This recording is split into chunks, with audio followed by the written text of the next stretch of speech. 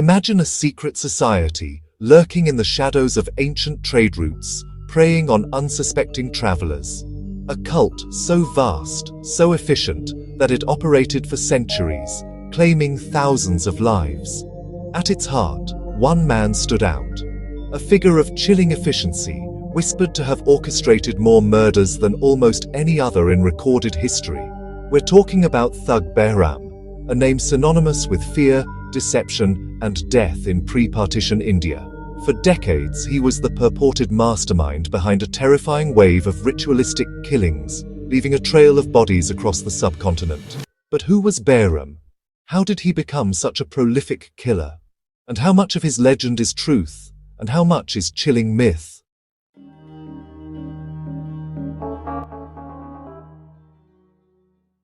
To understand Behram, we must first understand the phenomenon of Thuggee.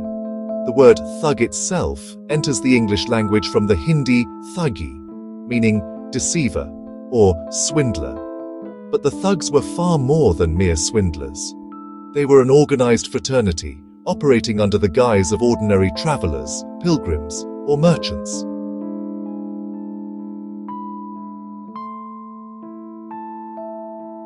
Their modus operandi was horrifyingly simple yet effective. They would join groups of unsuspecting travelers, building trust over days, sometimes weeks, on long journeys. They'd share food, stories, and camaraderie. Then, at a pre-arranged signal, typically in a remote location, the unsuspecting victims would be expertly strangled to death with a rumal, a special cloth or handkerchief, and buried in graves dug beforehand. Their motive? Robbery, yes, but often intertwined with a ritualistic devotion to the Hindu goddess Kali. This wasn't random violence. It was a sophisticated, hereditary system, passed down through generations, with its own secret language, signs, and rituals.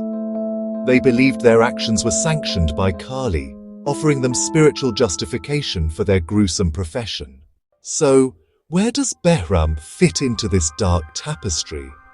Behram, whose full name was Behram Jamadar, was born around the late 1760s, likely in the region that is now Uttar Pradesh.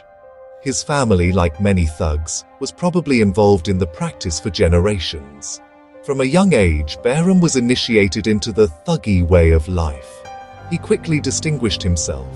Unlike many, Behram wasn't just a participant. He was a leader, a strategist, and a master of deception.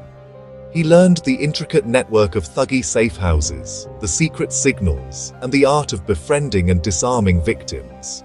His true talent, if one can call it that, lay in his cold efficiency and ability to command. Historical accounts describe him as a man of average build, with an unremarkable appearance, perfect for blending in.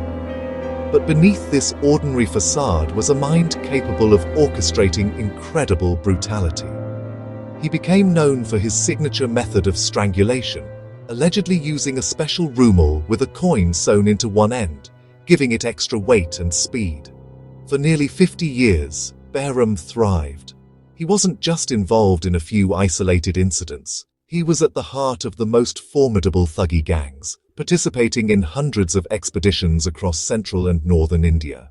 Behram's alleged kill count is where his legend truly takes on mythical proportions. During his confessions to British authorities, he claimed to have personally strangled 125 people with his rumal. But here's where it gets truly staggering. He also stated he was present at and orchestrated an incredible 931 murders. Imagine that scale. Almost 1,000 lives ended directly or indirectly by one man's actions. This would make him arguably the most prolific serial killer in recorded history. His gangs would often target large groups, sometimes dozens of individuals at once.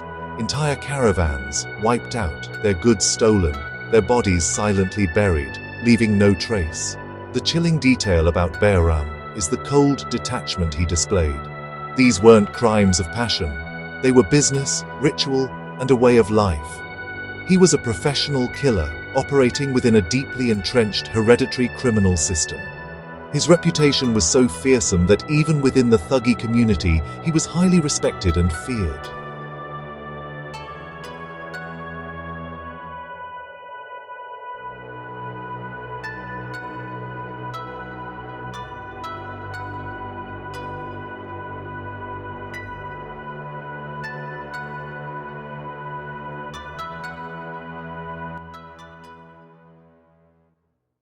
The British East India Company, increasingly establishing its dominance in India, eventually realized the immense scale of the Thuggee menace. They recognized it wasn't just petty banditry, but a widespread, organized threat to trade, stability, and law and order. The pivotal figure in the suppression of Thuggee was Captain William Henry Sleeman. Appointed in 1835 as the superintendent of the operations for the suppression of Thuggee, Sleeman employed radical new tactics.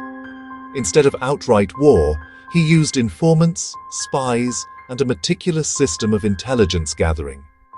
He offered pardons to thugs who would confess and reveal their associates, breaking the code of silence that had protected them for so long. This strategy proved incredibly effective. One by one, thug gangs were dismantled, and as the net tightened, the name Thug Behram kept resurfacing. He was the ultimate prize. Behram himself was eventually betrayed. In 1840, after decades of evading capture, he was apprehended by Sleeman's men. His capture sent shockwaves through the remaining Thuggee networks and was a significant victory for the British. Once captured, Behram surprisingly cooperated. He provided extensive details about the Thuggee organization, its methods, its members, and critically, his own involvement. It was during these interrogations that he made the astonishing claims about his personal kill count and the hundreds of other murders he orchestrated. Historians and criminologists still debate the exact accuracy of his numbers. Was he exaggerating to gain favor, or simply boasting? Nevertheless, his confessions provided an invaluable insight into the inner workings of Thuggee and helped Sleeman's campaign immensely. Behram was never formally executed for his crimes. Instead, due to his cooperation, he was sentenced to imprisonment for life. He spent his remaining years in a prison in Jabalpur, modern-day Jabalpur, where he reportedly died of old age around 1841 or 1842, just a year or two after his capture.